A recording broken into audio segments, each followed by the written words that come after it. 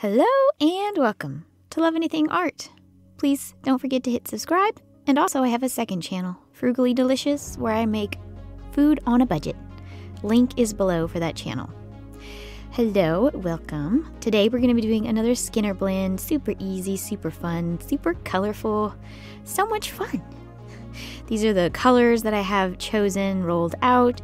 And I think that's pistachio. The first one was yellow, and then this one is robin's egg, I believe. I just love the names of some of these colors. You want to choose colors that will look good when they're blended together. So you're going to technically have a total of 5 different colors here. The blue and the green mixed together, and the yellow and the green mixed together. So just choose your colors accordingly that are going to look good when they're blended. I have my teardrops laid out. This is my favorite way of doing it. So super easy. You just roll them out to teardrop shapes and then place them side by side. Make sure they kind of flip-flop so the point is on one end, and then the next one the point will be at the other end, and so on and so forth. And really you could do as many of these colors as you wanted to. Maybe you wanted to do 10 colors. That'd be kind of fun, and you'll see at the end what I mean by you could just do the 10 colors and kind of have like a color blend. Maybe you wanted to do all yellow or all blue or all green, different shades of that. That would be really fun. So I have mine rolled out, flattened, and I'm just going to go roll that through my pasta machine. Pretty much blend it all the way. And I always find that one of the colors always blends out and you kind of lose that color. So I'm going to add some more of the just plain blue that I had, and I kind of flattened it. I'm just attaching it to the end. It doesn't have to be perfect at this point. Just kind of get it so it's attached and it'll stay on there. And then you'll fold it in half and then run it through the pasta machine a couple times, or if you're doing it by hand, roll it out and fold it and roll it out. And now I have a better pattern, I think. I got the blue and you can kind of see the segmented areas. I'm going to roll this out a little bit more later on, so they're going to kind of stretch out and they're going to look really good. Don't roll it up this way. You'll want to roll it up the opposite way, because otherwise you're going to get like a little swirly pattern, and you want the colors, all the yellow together, all of the green together, all of the blue together.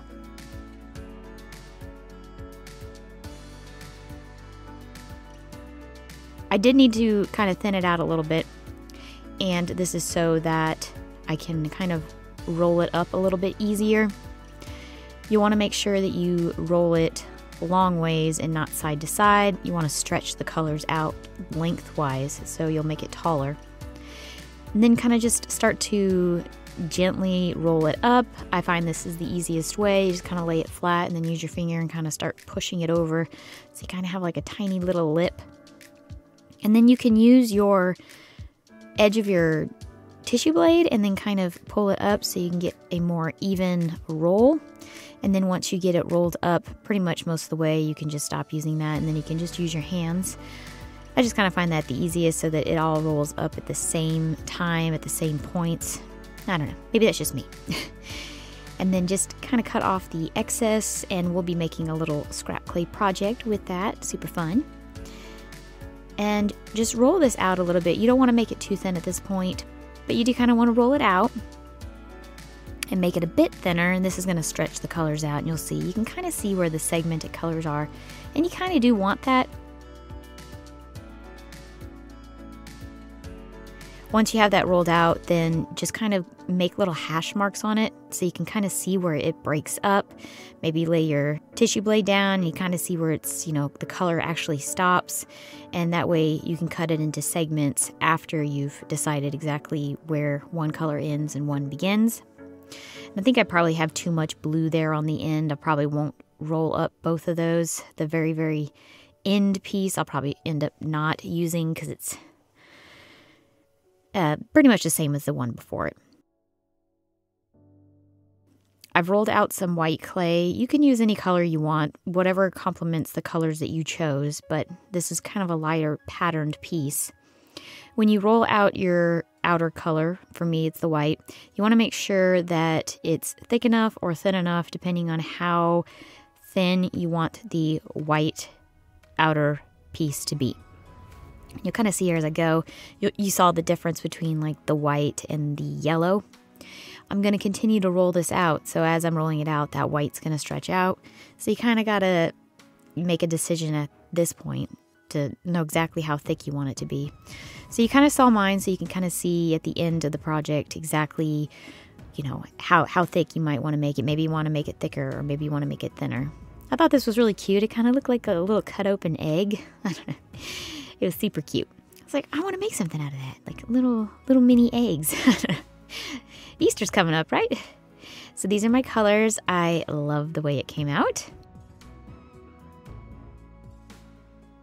I laid them out flat. I'm cutting them into sections, even length as much as possible.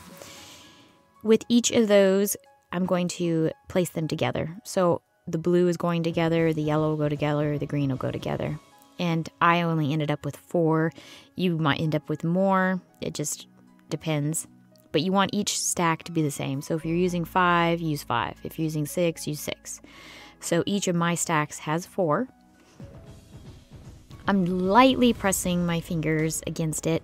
And this idea actually came from the previous video where I made this very similar thing, but it wasn't like the end product. You'll have to go back and watch the video.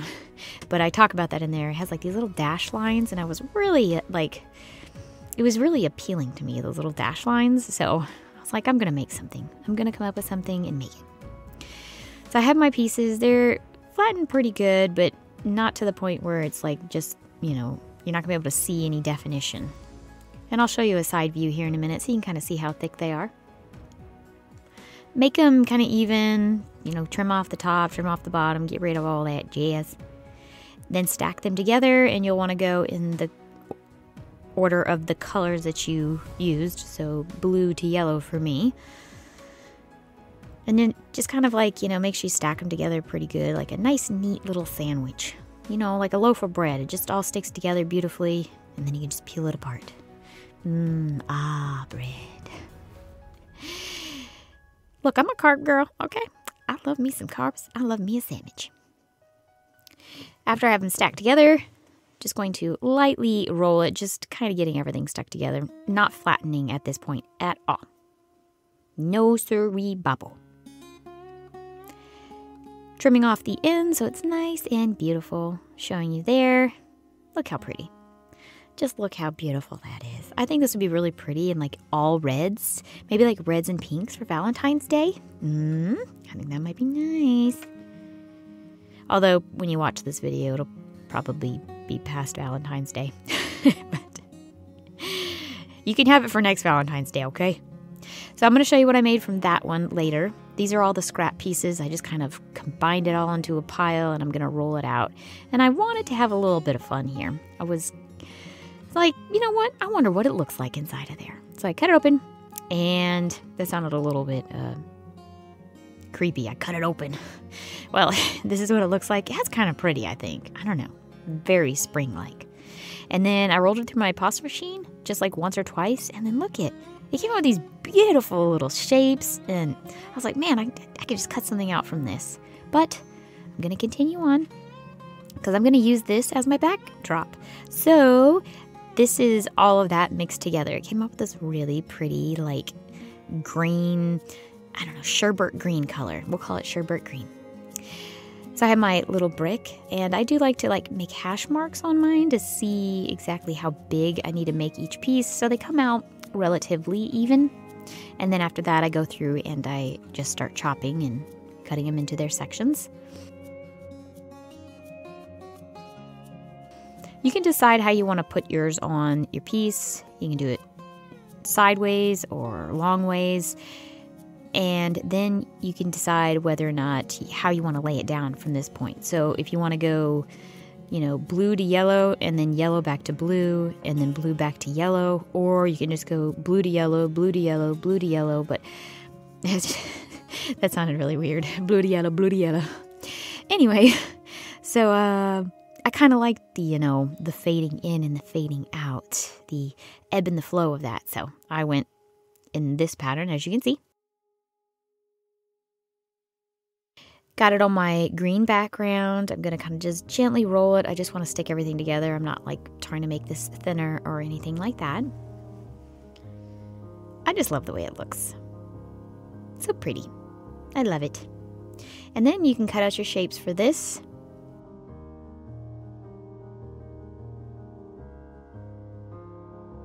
And then these are the scraps from the piece that I cut out from that. I just decided I was going to kind of like make like a webby kind of a pattern, I guess, just random and geometric, just kind of going all over the place. I wanted to keep the background the green color and then all of the front facing the same, so I just kind of put it back together like a puzzle piece.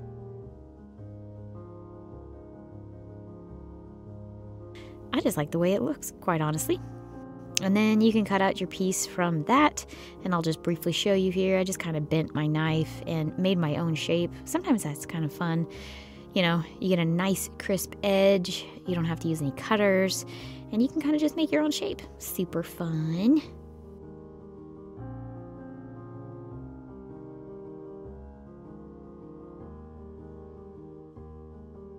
And these are my little beauties. This is from the first project. I cut out the heart from the center and then put it at the top. I love this kind of style. I don't know, it came out really cute. I like how the colors baked up. I thought they baked up pretty true to color of pre-bake. So, and then in the background is just the green. It would be really fun to have some glitter on the background, I think. And then this is the other piece that I cut free flowing. And I just love the way it looks, all the little webby lines in it. I don't know, it's kind of sporadic and all over the place. And then I just took everything that was left and I put it into a heart mold. And that's been my favorite thing to do lately, to try to use up all of the leftovers. And this is what I came up with. Of course, you can kind of just mush them all up and make a pretty color too. I hope you enjoyed this tutorial. Don't forget, like, subscribe, check out my second channel, Frugally Delicious. Thank you so much. As always, thank you so much for watching. Bye!